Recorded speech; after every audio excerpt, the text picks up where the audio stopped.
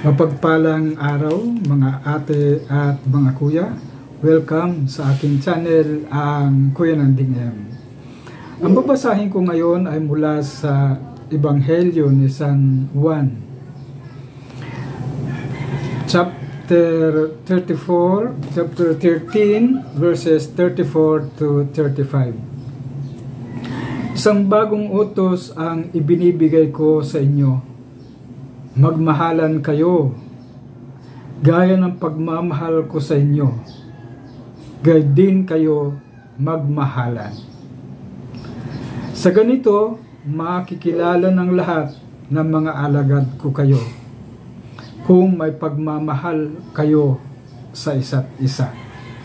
Ang mabuting balita ng Panginoon. Pinupuri ka namin, Panginoong Jesucristo. Kahapon habang nanonood ako ng TV, bumulaga sa akin ang isang napakagandang balita na nagkaroon pala ng National Love Day at nagtatawanan nga ang mga host at ang katagang I love you ay napakahalaga. Kaya napaka ganda nitong araw na ito na ibinigay sa atin na dapat din nating i-express hindi lamang sa salita at sanay sa gawa din. At nais kong batiin ang aking partner sa buhay, si Marisa Mars, ang aking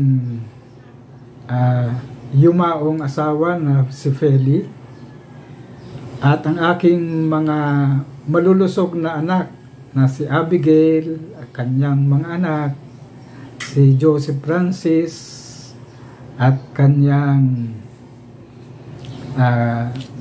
mahal sa buhay na si Alex at EJ, at gayon din si Camille at si Michael. Nais ko ring batiin ang aking bunsong anak na kasama namin ngayon, si John Emil, na siyang nagturo sa akin upang express din ang I love you. Kada tuwing umaga ay nagsasalita ka, Mommy, I love you. Daddy, I love you. Hindi ko yan binibigyan pansin, pero ngayon na nakita ko sa social media, napakahalaga nga pala na na-express natin ito. Ang bata ang nagturo sa atin. At dito sa pagkakataon ito, nais ko rin i-express ang I love you sa ating mga community sa social media, sa YouTube, ang aking naging pamilya na din sa larangan ng YouTube, ang aking kaibigan at nagturo sa akin ng marami, si Caridad Official TV,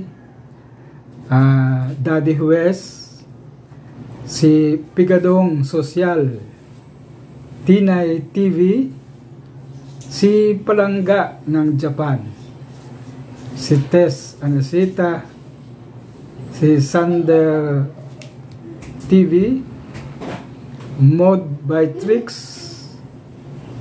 si Hayati Lin, si Rampadorang Inday, Joyline GB, Kunay Gaya, Merjay, si Claire, si Jawas Kitchen, Sasay 21, si Sai Haisai, si Sam Gomez TV, si Joe Maps, Abian Weng, si Francis Vria, at ang nagturo sa akin si Kahilig.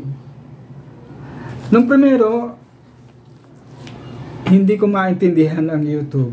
Akala ko ano lang yon. Pero napamahal na sa akin ang isang komunidad ng social media at gusto kong pasalamatan mula sa aking puso ang pagpapahalaga at pagpaparamdam ng I love you sa inyong lahat. Katulad ng sinabi sa pagbasa, kung tayo ay nagmamahalan, nararamdaman natin at lagi nating kasama ang Diyos. So ito po muna ang aking ibabahagi at I love you sa inyong lahat mula sa akin kay Kuya Nanding, and God bless po sa ating lahat.